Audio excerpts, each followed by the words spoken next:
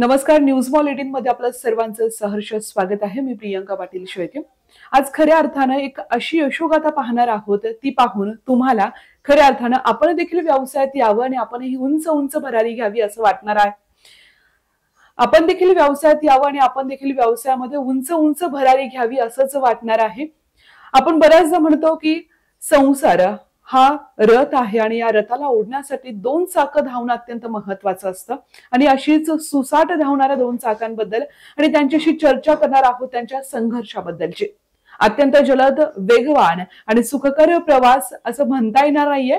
खरं तर तो आता सुखकर झाला, मात्र खडतर प्रवासाची गेली 15 ते 17 वर्ष कशी राहिली आहेत आणि कशा पद्धतीनं हा पूर्ण प्रवास झाला आहे हेच आपल्याला जाणून घ्यायचंय. आज आपण आढावा घेणार आहोत संस्कृती उद्योग समूह आणि यश टूर्स आणि ट्रॅव्हल्सचे सर्वेसर्वा संदीप गाडगे आणि वैशाली गाडगेजी यांच्याशी आपल्याला दिलखुलास चर्चा करायची आहे. आणि खऱ्या अर्थानं जीवन जगत असताना आणि एखादा व्यवसाय करत असताना कशा पद्धतीने खास खळगे येतात आणि त्याच्यावरती मात करून आपण शून्यातून आपलं विश्व कसं निर्माण करायचं हेच जाणून घ्यायचं. चला तर मग भेटूयात त्यांच्याशी. आपलं स्वागत आहे न्यूज मॉल मध्ये. संदीपजी, कशी सुरुवात झाली बरं या व्यवसायाची? या व्यवसायाची सुरुवात संघर्षामध्ये झाली होती. सुरुवातीला 2004 मध्ये जेव्हा माझं टेक्निकल पूर्ण झालं शिक्षण, त्यावेळेस मला एक टेक्निकल करून कंपनीमध्ये जॉब करण्यापेक्षा आपण एक ट्रॅव्हल्सच्या माध्यमातून फिरणं बी होईल आणि 2 पैसे रनिंग मध्ये भेट. पण तो जॉब संदर्भात जॉब करायचा नाही म्हणून मी ट्रॅव्हल्स व्यवसायामध्ये लोकार्पण करायचं ठरवलं. तर त्यावेळेस 2004 मध्ये मारुती व्हॅनचं जास्त क्रेज होतं ट्रॅव्हलिंगसाठी. कारण की गाड्या खूप महाग होत्या, अवेलेबल होत नव्हत्या आणि 7 सीटरची गाडी त्यावेळेस परवटेबल पब्लिकला. त्यासाठी मी व्हॅन खरेदी केली. अच्छा. ती व्हॅनच्या माध्यमातून मी टूर्सचा व्यवसाय चालू केला. पूर्ण नगर जिल्ह्यामध्ये, बाहेरच्या जिल्ह्यामध्ये, पूर्ण MH मध्ये मी टूर्स हा त्या व्हॅनच्या माध्यमातून चालू केलं. पण जसं पुढे दिवस जात गेले तसं फॅसिलिटी वाढत गेल्या, लोकांची रिक्वायरमेंट वाढत गेली, गाड्यांमध्ये बदल व्हायला लागले. त्यानंतर मी तिथे इंडिको म्हणून एक 4 सीटर गाडी होती, इंडिका आणि इंडिको, ती विकत घेतली. ती विकत घेतल्यानंतर ती ऑफिशियल गाडी आहे म्हणून ती नगरमध्ये डिफेन्स सेंटर मोठं आहे फार. डिफेन्स सेंटर मोठं असल्यामुळं डिफेन्सला आर्मर्ड जी ब्रांच, केकेरेन्स, armaments wing, supply depot, station headquarter, ह्या सगळ्या सीओना, कर्नल्स लोकांना यांना मी गाड्या प्रोव्हाइड करायला सुरुवात केली माझी. पण त्यांना माझ्या सर्व्हिसमध्ये पाहून तिथले जे सीओ होते त्यांनी मला, अजून तुम्ही गाड्या उपलब्ध करू शकता का अहमदनगरमध्ये? डिफेन्सचं काम बऱ्याचशा सेक्शन मध्ये चालतं, तर तुम्हाला मी प्रोव्हाइड करतो त्यामध्ये. तर त्यांनी मला ते चान्स तिथं दिला. तर नगरमध्ये जेवढे बी मित्र परिवारामध्ये गाड्या होत्या त्यांच्या सगळ्या गाड्या मी हायर करायचो आणि डिफेन्स मध्ये चालवायचो. त्यांचे फंक्शन असतील, त्यांचे पुणे एअरपोर्ट वरून पिकअप ड्रॉप असतील, औरंगाबाद वरून पिकअप ड्रॉप असतील, सीओचे, कर्नल, JCO, या सगळ्यांना, ब्रिगेडियर लोकांपर्यंत मी गाड्या प्रोव्हाइड करायला सुरुवात केली. तुम्ही मारुती व्हॅन बद्दल सांगितलं की मारुती व्हॅन ही गाडी तुम्ही घेतली आणि टूर्सला सुरुवात केली. मग तेव्हा ड्रायव्हर वगैरे ठेवले होते टूरसाठी की कसं काय त्याचा प्रवास झाला होता? नाही, त्यावेळेस व्हॅन जी घेतली ना तर मी स्वतःच चालवत होतो. व्हॅननीच माझा चालक म्हणून प्रवास चालू झाला. कारण की त्यावेळेस ड्रायव्हर ठेवून गाडी चालवायची एवढं तरी मार्केट अजून डेव्हलप झालं नव्हतं, नाही का. एक आपल्याला स्वतः पूर्ण MH पाहायचंय, पूर्ण ऑल इंडियामध्ये फिरायचंय, तर स्वतः काहीतरी पहिलं आपण जाऊ, आपण करू. तो प्रयत्न माझा होता, मला स्वतः करायचं होतं, नंतर बाकीचा विचार होता. तिथपासून मारुती व्हॅन पासून सुरू झालेला हा प्रवास. आता किती वाहनं आहेत, किती कर्मचारी आहेत? 16-50 सीटर गाड्या आहेत. त्याच्यामध्ये काही गाड्या स्कूलसाठी चालू आहेत, कॉलेजसाठी चालू आहेत. स्कूलचं माझ्याकडे फारसं काम नाहीये, पण कॉलेज आणि MIDCचं काम आहे कंपन्यांचं. त्याच्यामध्ये माझ्या सगळ्या 50 सीटर आउट ऑफ करतात. म्हणजे कुठला व्यवसाय असेल किंवा कुठलं क्षेत्र असेल तर एक पार्श्वभूमी असते किंवा एक वारसा असतो, कुणीतरी करत असताना मग पुढे केलं जातं. तुमच्या बाबतीत असं काही घडलंय का? या ट्रान्सपोर्ट व्यवसायामध्ये घरातून कोणी कुटुंबातून होतं का? किंवा मग कुटुंबातला प्रतिसाद कसा होता या गोष्टीला तुमच्या? तर माझ्या कुटुंबातून मी एकटाच असा आहे की या व्यवसायामध्ये आहे. कारण कुटुंब हे एक सगळं शिक्षक फॅमिली आणि नोकरदार वर्गांमधलं आहे माझं. ती तसं कुठं नोकरी किंवा हा प्रकार करायचाच नव्हता, तर मला व्यवसाय करायचा होता स्वतःचा. मी स्वतः मेकॅनिक असल्यामुळं मला या गोष्टींमध्ये जास्त इंटरेस्ट होता. वैशाली त्यांचा कसा सपोर्ट होता आणि कशा पद्धतीनं त्या देखील यामध्ये सहभागी झाल्या होत्या? ज्यावेळेस मी डिफेन्समध्ये कामं करायला सुरुवात केली, तर माझा ऑफिशियली सगळं जे वर्क होतं तिला एक घरातला मला सपोर्ट पाहिजे होता. आणि माझी मिसेस पुण्याला सर्व्हिसला असल्यामुळं मला काही तो लवकर पुण्यातून भेटत नव्हता. पण इकडं काम माझं वाढत गेलं होतं सर्व्हिसमुळं. तर ती जेव्हा पूर्ण या विषयामध्ये केंद्राचं जे काम भेटलंय आम्हाला सेंट्रलचं लाईट व्हेकलचं, त्याच्यासाठी पूर्ण डॉक्युमेंटसाठी हिची पूर्ण मदत झाली मला सुरुवातीला. तर तिचा फार मोठं योगदान आहे माझ्या याच्यामध्ये, या व्यवसायात पुढे जाण्यासाठी. नक्कीच कुठलंही काम करत असताना घरच्यांची साथ मिळणं फार महत्वाचं आहे. वैशाली ताई, एक अगदी साधा प्रश्न तुम्हाला विचारणार आहे. ज्या पद्धतीनं संदीप दादा सांगतात की मारुती व्हॅननी सुरुवात झालेली होती, तुम्ही पुण्यात नोकरीला होतात, कसं काय तुम्हाला असं म्हणजे तुम्हाला एक विश्वास होता हा व्यवसाय पुढे जाऊन खूप मोठा होणार आहे, किंवा तेव्हा तर दादा ऍज अ ड्रायव्हर म्हणूनच काम करत होते, कशा पद्धतीने हे जुळून आलं सगळ्या गोष्टी? ते दिवस आठवले निश्चितच एक विश्वास होता. आमच्या दोघांचं लव्ह मॅरेज झालेले आणि 2007 साली आमचा विवाह झाला. मी होते पुण्याला नोकरीला आणि हे होते चालक म्हणून. तर त्यावेळेस कसं झालं की थोडंसं ओढाताण झाली, कारण माझा जॉब चांगला होता आणि पुणे आणि नगर 2007 साली म्हणजे ते एवढं अंतर भरपूर वाटायचं. आता थोडंसं कमी वाटतंय, पण तेव्हा तेवढी मेंटॅलिटी नव्हती की म्हणजे हजबंड आणि वाईफ वेगवेगळ्या ठिकाणी राहतात. समजा मी नगरला येण्याचा निर्णय घेतला, तिकडे माझी ट्रान्सफर करून घेतली. मग आम्ही दोघांनी असा विचार केला की जर चालक म्हणून आपण दुसऱ्याच्या गाडीवरती काम करण्यापेक्षा आपण एक निश्चितच एक चांगली सुरुवात, जर तुम्हाला हेच करायचं आहे तर आपण एक वाहन घेऊ आणि त्यातून आपला उदरनिर्वाह चालू करूयात आपण. माझा थोडासा नोकरीचा सपोर्ट असल्यामुळे थोडंसं आम्हाला ते शक्य झालं. आणि यांचे जे काका होते यांनी आम्हाला सुनील गाडगे सर यांनी थोडं प्रेरणा दिली आणि त्यातून आम्ही एक व्हॅन खरेदी केली स्वतःच्या नावावर. मग त्यातून आमचा तो जीवन प्रवास सुरू झाला. मग असे करून बरेच डिफेन्सचे कामं भेटत गेले. मग आम्ही एक एक गाडी वाढवत गेलो. त्यानंतर आम्ही इंडिगो घेतली, नंतर झायलो घेतली, नंतर स्कॉर्पिओ मध्ये आम्ही पदार्पण केले. म्हणजे असं एक एक करता करता हे झालं. मग जो माझ्या मुलाचा जन्म 2008 साली झाला यश, मग त्यापासून आम्ही यश टूर्स अँड ट्रॅव्हल्स हा चालू केला व्यवसाय. जसं जसं काम वाढत गेलं तसं तसं मग जबाबदाऱ्या वाढत गेल्या. परिवाराकडे पाहून संपूर्ण जॉब करून आणि ह्यांनी पण खूप मेहनतीने कष्ट केलं. ज्या वेळेस म्हणजे ते सुरुवातीचे दिवस जर आठवले तर 18 तास ह्यांनी गाडी चालवलेली. कारण मी होते मॅनेजर, हे होते चालक. ते कुठेतरी मनात खंत होती मला, म्हणजे वाईट वाटत नव्हतं ह्या व्यवसायाबद्दल, पण एक खंत होती की नाही अरे ह्या व्यवसायाला आपण कुठेतरी टॉपला नेऊ किंवा आपण एक थोडंफार कुठेतरी स्टेबल होऊयात यामध्ये. ज्या पद्धतीने यश तुमच्या व्यवसायातही यश आलं आणि त्यानंतर आता या ठिकाणी टुरिस्ट जपत आपली संस्कृती देखील आपल्याला जपायची आहे. हे सगळ्या व्यवसायाचा डोलारा सांभाळत असताना कुटुंबाला वेळ देता येतोय का त्यांना, किंवा तुम्ही कधी तो हट्ट करता की कुटुंबासाठी वेळ द्या, कुटुंबाचे सण उत्सव आहेत, पाहुण्यारावांचे काही नातेवाईकांचे कार्यक्रम आहेत, त्यासाठी वेळ देता येतो का? ती एक खंत आहे, पण कसं झालं आम्ही दोघांनी पण ऍडजस्ट केलेलं प्रत्येक गोष्टी. आणि जवळजवळ आता लग्न झाल्यानंतर साधारणतः आम्ही 4 ते 5 वर्षांनी फिरण्यासाठी गेलेलो. कारण आमचा जो कम्फर्ट झोन होता तो आम्ही टोटली बाजूला ठेवलेला.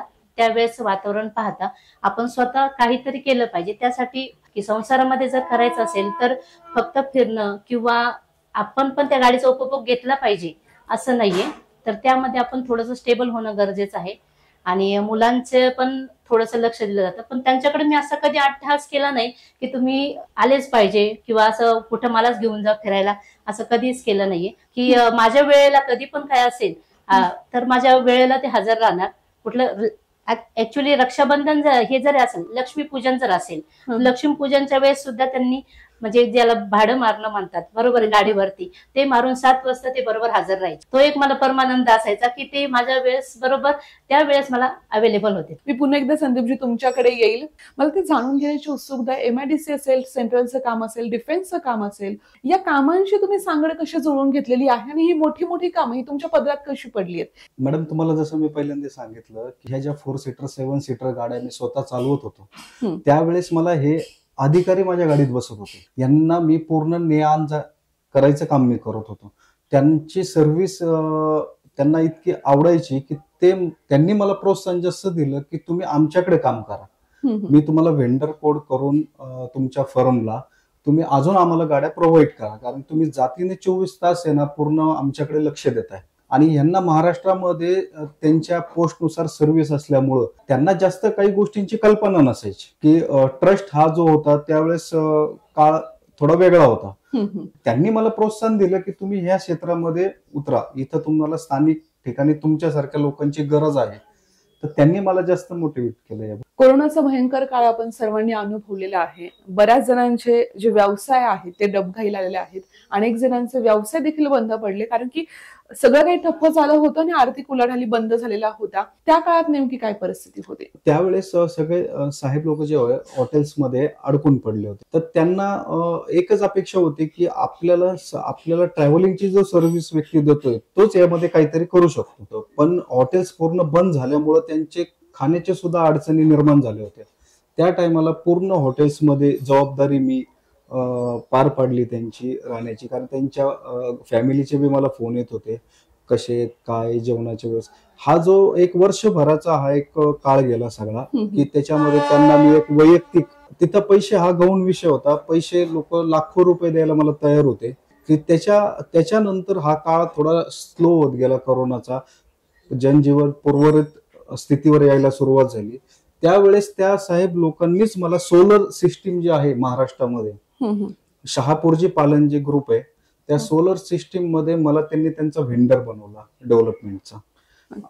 आणि त्यांनी मला पूर्ण 10 मेगावॅट पासून जे 1000 मेगावॅट पर्यंत मोठमोठ्या कंपन्या काम करतात, 60 एकर लँड लागते, त्याच्यामध्ये त्यांनी मला परचेस हेड बनवलं. त्यांनी मला त्याच्यामध्ये सोलरचे वेगवेगळे कामं दिले पूर्ण, आणि तिथून मला त्यांनी पूर्ण सहकार्य करून ग्रीप दिली. तर मी ते बाकीचं सगळं विसरून गेलो आणि त्या गोष्टीवर जास्त फोकस केला. त्याचा फायदा मला आत्ता या कोरोना नंतर झाला की हे जे कामं मिळायला लागली. टूर्स आणि ट्रॅव्हलची देखील एजन्सी आहे. टुरिस्टच्या बाबतीत काय सांगाल? कशा पद्धतीने फॅसिलिटी दिली जाते किंवा काय पुढे संकल्पना आहे? आजूबाजूतून, रिलेशन मधून, मित्र परिवारातून जी बी रिक्वायरमेंट येते, लग्न समारंभासाठी असतील, साखरपुड्यांसाठी असतील किंवा यात्रा कंपनीसाठी असतील, त्यांच्यासाठी सुद्धा मी गाड्या प्रोव्हाइड करतो पूर्ण वेळ देऊन. आणि ते लोकल बुकिंग असतं लग्न समारंभाचं, साखरपुड्यांचं. पण आता मी त्याच्यामध्ये जे प्रयागराज चं काम चालू होतं, त्याच्यानंतर यात्रा कंपनी, गंगासागर, नर्मदा परिक्रमा, रामेश्वर दर्शन, 2 धाम, बद्रीनाथ, केदारनाथ, वैष्णोदेवी, ह्यासाठी बी सुद्धा मी आता एक नवीन गाडी आहे ना लॉन्च करतोय. तर ती बी सुविधा मी 2 वर्षापासून देत होतो. पण माझी मिसेस आणि मी ठरवलं की आपण एक आता स्वतःच्याच स्लीपर गाड्या चालू कराव्यात आणि आपण आपल्या स्वतः गाड्या आता ऑल इंडिया परमिट मध्ये चालवाव्यात. नवीन त्यांची एक गाडी लॉन्च होती आणि याच नव्या गाडीबद्दल आपल्याला आता बोलायचं आहे. संदीपजी, जी नवीन गाडी येते या टुरिस्टसाठी, काय खासियत आहे तिची आणि कशा पद्धतीने ती डेव्हलप केलेली आहे आणि कधी ती सेवेत येणार आहे हे महत्वाचं आहे? ती गाडी जी आहे ती अशोका लेलँडची एक 12 मीटरची स्लीपर आहे. अशा मी 3 गाड्या लॉन्च करतोय. तर त्याच्यामध्ये एक एसी गाडी बनवतोय, एक नॉन एसी बनवतोय पूर्ण, आणि ते बी यात्रा पॅकेज साठी. हा, समजा देवदर्शन, महाराज ट्रिप नाही का, महिलांसाठी दर्शन, यांच्यासाठी ऑल इंडिया सर्व्हिस साठी मी ती गाडी प्रोव्हाइड करतो. त्याच्यामध्ये एसी स्लीपर जी असेल 2x2 मध्ये 50 सीटर असेल, आणि नॉन एसी जी आहे ती 2x2 मध्ये 50 सीटर स्लीपर आहे. त्याच्यात पूर्ण सीसीटीव्ही कॅमेरे, वायफाय सुविधा, व्हीसीआर टीव्ही नाही का, आणि पूर्ण एक अत्याधुनिक जी गाडी, घर जे असतं आपलं, हाऊस जे असतं ते त्या गाडीत मी बसवलेलं आहे की जेणेकरून प्रवास करताना कोणाला कुठलीच अडचण नाही आली पाहिजे. त्याच्यामध्ये मी वॉशरूम सुद्धा ऍड करून घेतलेला आहे त्या बसमध्ये, की जेणेकरून लांबच्या प्रवासामध्ये असेल, रात्रीच्या प्रवासात असेल, की चालू गाडीमध्ये बऱ्याचशा घटना घडतात, तर त्याच्यासाठी मी त्या गाडीमध्ये ती सुविधा सुद्धा केलेली आहे की जेणेकरून एकदा जेवण करून संध्याकाळी 7 वाजता बसले की पुढचा प्रवास त्यांचा सकाळीच होईल. वैशाली मॅम, मी तुमच्याकडे येईल. ज्या पद्धतीनं दादांनी सांगितलं की नवीन गाडी येते आणि ज्या पद्धतीने तुमचं आतापर्यंतचं काम सुरू आहे, त्या गोष्टींबद्दल जाणून घ्यायचं की जर बुकिंग करायची असेल, आम्हाला या सेवेचा लाभ घ्यायचा असेल तर कशा पद्धतीने घेतला पाहिजे, आणि सगळ्यात महत्वाचं म्हणजे एक महिला या व्यवसायामध्ये तुम्ही सक्रिय आहात, तुम्ही अगदी 50% आरक्षण या व्यवसायातही घेतलेलं आहे, तर महिलांसाठी या सेवेचा लाभ कसा देणार आहात, काय सांगाल त्याबद्दल? सुरुवातीला ग्राहक जो असेल तर ग्राहकाचा पहिला फोन जो आला तर जो कस्टमरला येतो किंवा मालकाला जो फोन येतो की गाडी हवी, पण गाडी त्यांचा आधी हे असतं की त्यांचा हेतू असा असतो की गाडी चांगली द्या आणि ड्रायव्हर चांगला द्या, बरोबर आहे. तोच एका प्रश्नाचं उत्तर घेऊनच आम्ही येतोय, कारण आमचा जो स्टाफ जो आहे तो निर्व्यसनी आहे. आणि जे सुरक्षिततेच्या दृष्टिकोनातून जे काय आम्ही कंपन्यांमध्ये किंवा आता जे ट्रॅव्हल मध्ये आम्ही यात्रा कंपनीला गाड्या देणार आहोत, त्यासाठी आम्ही सीसीटीव्ही कॅमेऱ्याचे बसवून घेतलेला आहे. कारण आता परिस्थिती पाहता, बाहेरचं वातावरण पाहता, महिलांच्या दृष्टिकोनातून आणि पुरुषांच्या दृष्टिकोनातून सुद्धा की हे खूप महत्वाचं झालेलं आहे. पाणी बॉटलची सुद्धा आम्ही सुविधा केलेली आहे. आम्ही प्रत्येक गाडीत आमचा एक पाण्याचा बॉक्स आम्ही ठेवतो. आणि शिवाय ह्यामध्ये जसं सरांनी सांगितल्याप्रमाणे की आता वॉशरूमची वगैरे पण एक अद्ययावत सुविधा आम्ही करतोय त्यामध्ये. प्लस आमच्या दोघांचेही नंबर 24/7 दिवस चालू असतात. आणि जर आपल्याला ऑनलाईन बुकिंग करायचं असेल तर आम्ही केव्हा पण अवेलेबल असतो. आपण मेलवरती पण घेतो. आपली वेबसाईट पण आपण लगेच आपली लॉन्च करणार आहोत एक. शिवाय आपले जे काही इंस्टाग्राम वगैरे आता जे AI टेक्निक जे आले त्याचा पण आम्ही थोडंसं अनुकरण करून त्यामध्ये आम्ही आणण्याचा प्रयत्न करतो की चांगल्या अद्ययावत सुविधा अजून कशा देता येतील, ग्राहक आपल्यापासून कसं म्हणजे हे राहील, आनंदी कसा राहील. कारण आम्ही ग्राहकांचे सुद्धा रिव्ह्यू घेतो की तुम्हाला आमची आता माझं पर्सनली पण जे आहेत महिला मंडळ आहे त्यासाठी पण पर्सनली फोन असतात की तुम्हाला ट्रिप कशी झाली किंवा तुमचं हॅरेसमेंट, ड्रायव्हरचा स्पीड काय होतं हे सुद्धा आम्ही विचारतो. आणि ऍक्च्युअली कसं असतं की संपूर्ण लॅपटॉपला आणि मोबाईलला आम्ही ते कनेक्ट करून घेतल्यामुळे मी घर बसल्या ते पूर्ण पाहू शकते. जिथे कुठे काही थोडंसं वाटेल त्याची रेकॉर्डिंग करून त्याचं बरोबर लगेच आम्ही त्यावरती ऍक्शन पण घेतली जाते प्रत्येक ह्याच्यावरती. वैशाली, जी ऑन फील्ड तुम्ही संस्कृती आणि यश हे अत्यंत चांगल्या पद्धतीने सांभाळते आणि ते कुठेतरी दिसतंय, मात्र कुटुंबात एक आई म्हणून ती जबाबदारी सांभाळत असताना मुलांकडे कसं लक्ष दिलं जातं? खूपच मार्मिक प्रश्न विचारला तुम्ही. कारण कसं होतं, हा व्यवसाय असा आहे की ज्यामध्ये इन्व्हॉल्वमेंट पण आवश्यक असते. पण त्यांनी मला त्याबाबत फ्री ठेवलं की ते बाहेरची कामं पूर्ण पाहतात आणि घरी पूर्ण आम्ही सुविधा करून ठेवलेली आहे, वायफाय वगैरे. त्यामुळे मला घरी पाहून, मुलांचे शिक्षण पाहून आणि त्यांच्याकडे पाहून मला संपूर्ण ते घर बसल्या कामं करता येतात. जेव्हा सकाळी मुलं शाळेत वगैरे जातात तेव्हा मी 10 ते 2 वाजेपर्यंत अवेलेबल असते. त्यानंतर 2च्या नंतर ड्युटी हे येतात किंवा आमचे इथे जे काही कर्मचारी आहेत ते पाहून घेतात संपूर्ण. आणि घर सांभाळता सांभाळता आता जे यश आणि संस्कृती ह्याच नावाने आमचे जे दोन्ही म्हणजे जे पाहतात की 2 सितारे आहेत आमचे, ते आम्हाला कशा प्रकारे चमकवायचे त्याचा आम्ही जास्त विचार करतो. पण व्यवसायाकडे लक्ष देताना त्यांचं जे एज्युकेशनल आहे मेन, आज आपण जो स्टँड घेतलाय किंवा उभं राहिलोय ते कुठेतरी त्याला शिक्षणाची पण जोड आहे. त्यामुळे शिक्षण करता करता आता जी संस्कृती जी आहे ती पोद्दार इंटरनॅशनल स्कूलमध्ये 7th आहे आणि यश जो आहे तो पॉलिटेक्निकला, समर्थ पॉलिटेक्निक मध्ये डिप्लोमा करतोय 1st इयरला. आणि सध्या तो सुद्धा माझ्या कामात भरपूर मदत करतोय, म्हणजे बिलिंग सेक्शन असू दे. मुलांचा देखील या व्यवसायामध्ये कसा सहभाग आहे ते त्यांनी सांगितलेलं आहे. या ठिकाणी नगर जिल्ह्यामध्ये आणि तसंच महाराष्ट्रभर पोहोचलेलं, महाराष्ट्राबाहेर देखील त्यांचं जोरात काम चालू आहे असे संस्कृती उद्योग समूह आणि यश टूर्स आणि ट्रॅव्हल्स यांची येत्या काळामध्ये अत्यंत अद्यावत अशी सुंदर अशी स्लीपर कोच ही गाडी लॉन्च होत आहे. आणि तुम्हाला देखील बुकिंग करायचं असेल, संस्कृती उद्योग समूहाच्या या सेवेचा लाभ घ्यायचा असेल तर खाली दिलेल्या नंबरवर तुम्ही संपर्क करू शकता आणि तुमचा जो प्रवास आहे तो अत्यंत सुखकर करू शकता. तुमच्या दोघांचेही खूप खूप मनापासून धन्यवाद आहेत, कारण व्यवसाय एका उंचीवरती पोहोचवण्यासाठी जो संघर्ष आहे तो संघर्ष खऱ्या अर्थाने आमच्या प्रेक्षकांसाठी प्रेरणादायी आहे. आणि कुठलाही व्यवसाय निवडत असताना तो व्यवसाय किती मोठा करायचा हा खऱ्या अर्थानं आपल्या हातामध्ये असतो. तुमच्या पुढील व्यवसायासाठी आणि पुढील प्रवासासाठी आमच्याकडनं शुभेच्छा आहे. तुर्तास इथेच थांबते. धन्यवाद. धन्यवाद.